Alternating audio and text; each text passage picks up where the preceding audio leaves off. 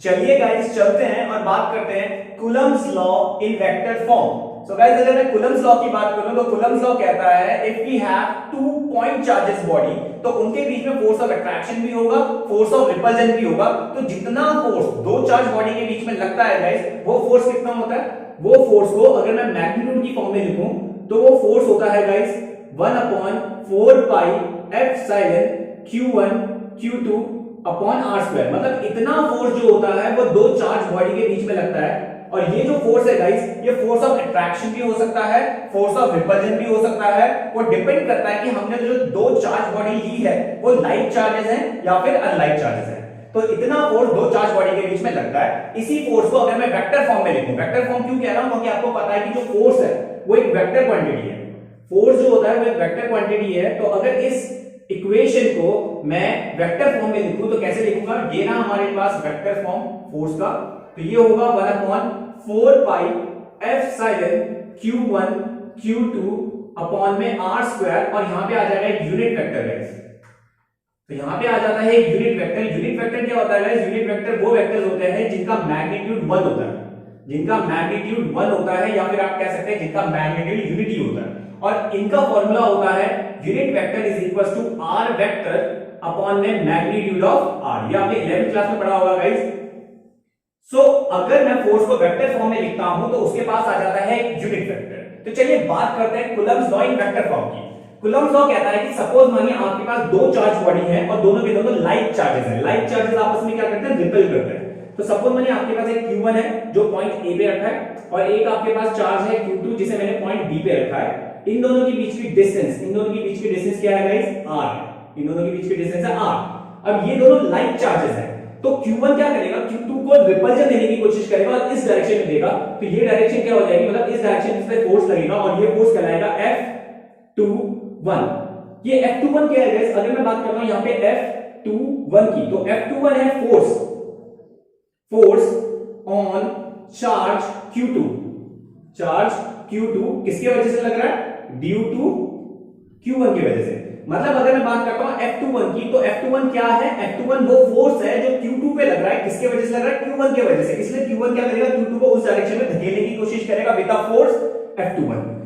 फिर q2 क्या करेगा? q1 को इस डायरेक्शन में धकेलने की कोशिश करेगा। मतलब यहां पे इसका फोर्स इस डायरेक्शन में होगा और ये कहलाएगा F12। और यहां पे अगर मैं बात करता हूं F12 की, तो F12 क्या है? F12 है force on charge q1, on charge q1 किसकी वजह से लग रहा है? Due to q2। So guys हमें पता चल गया कि अगर हम दो चार्ज बॉडी लेते हैं जो लाइक चार्जेस हैं तो इनके बीच में फोर्स ऑफ रिपल्जन होगा। q1 q2 को धकेलेगा इस डायरेक्शन में with the force of F21 और q2 q1 को धकेलेगा इस डायरेक्शन में with the force of F12। अब अगर हम बात करते हैं यूनिट वेक्टर की, तो गाइस जिस डायरेक्शन में हमारा फोर्स F12 लग रहा है उसके ऑपोजिट डायरेक्शन में हमारा यूनिट वेक्टर होगा R12। ऐसे याद रखिए, जिस डायरेक्शन में हमारा फोर्स F21 लग रहा होगा उसका यूनिट वेक्टर उसके ऑपोजिट डायरेक्शन में होगा, जिसे हम कहेंगे R21। ये है इसका यूनिट वेक्टर। जैसे अगर मैं बोलूं कि यहां पे R12 क्या है? R12 है गाइस यहां पे unit vector from q1 to q2, from q1 से q2 की तरफ को। वहीं पे जो हमारा R21 है ये क्या है? ये है unit vector from q2 to q1। So guys I hope आपको इतना समझ में आ गया होगा। अभी तक हमने क्या समझा उसे रिव्यू करते हैं। मैंने कहा अगर मैं कूलम्स लॉ की बात करूं तो कूलम्स लॉ कहता है कि मेरे में अगर टू चार्जेस बॉडी है, 2 पॉइंट चार्जेस बॉडी है, तो उनके बीच में फोर्स ऑफ अट्रैक्शन भी होगा, फोर्स ऑफ रिपल्जन भी होगा। वो डिपेंड करेगा कि लाइक चार्जेस हैं या फिर अनलाइक चार्जेस हैं। तो जब इनके बीच में फोर्स ऑफ अट्रैक्शन या फोर्स ऑफ रिपल्जन होगा तो जो फोर्स लगता है दो चार्जेस के बीच में वो कितना लगता है? 1/4 pi epsilon q1 q2 upon r square. अगर मैं इस फोर्स को वेक्टर फॉर्म में लिखूं, वेक्टर फॉर्म क्यों कह रहा हूं? क्योंकि आपको पता है फोर्स एक वेक्टर क्वांटिटी होती है which having a magnitude as well as direction. तो अगर मैं इसे वेक्टर फॉर्म में लिखता हूं गाइस, तो यहां पे वेक्टर का साइन आ जाता है और इस पे यूनिट वेक्टर आ जाता है। यूनिट वेक्टर क्या है? यूनिट वेक्टर वो वेक्टर होते हैं जिनका मैग्नीट्यूड 1 होता है, जिनका फार्मूला होता है r vector upon magnitude of r। अब आते हैं कूलम्स लॉ पे। कूलम्स लॉ कहता है कि सपोज मानिए हम कंसीडर करते हैं कि हमारे पास दो चार्ज बॉडी है और कैसे हैं? ये लाइक चार्जेस है। तो एक q1 जो पॉइंट a पे है, एक q2 जो कहां पे? पॉइंट b पे है, और इनकी बीच की डायरेक्शन डिस्टेंस कितनी है? r। तो मैंने कहा ये लाइक चार्जेस है, लाइक चार्जेस होने की वजह से एक दूसरे को क्या देंगे? रिपल्जन देंगे। तो q1 क्या करेगा? q2 को इस डायरेक्शन में रिपल्जन देगा with the force of F21 और Q2 क्या करेगा, Q1 को इस डायरेक्शन में फोर्स देगा with the force of F12। F12 के ऑपोजिट में क्या लग रहा होगा, यूनिट वेक्टर ऑफ R12, और F21 के ऑपोजिट में क्या लग रहा होगा, यूनिट वेक्टर ऑफ R21।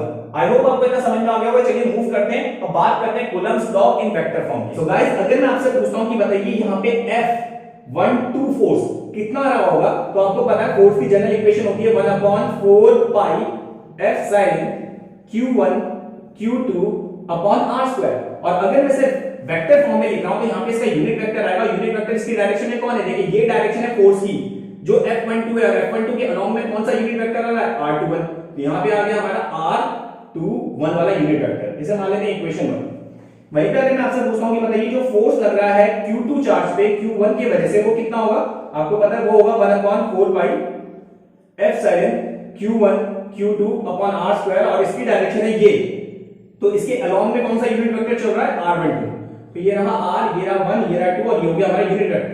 अगर आप दोनों को गौर से देख रहे होंगे तो इनका जो यूनिट वेक्टर है क्या है, R21, ये इक्वल है और ऑपोजिट है। आप देख रहे होंगे ये ऑपोजिट डायरेक्शन में है, कुछ इस तरीके से इक्वल भी है और ऑपोजिट डायरेक्शन में है गाइस हमारे जो यूनिट वेक्टर है। देखिए इसकी डायरेक्शन कहां से कहां है, Q2 की, इसकी है Q2 to Q1 और इसकी है Q1 to Q2, तो मतलब ये इक्वल है और ऑपोजिट है।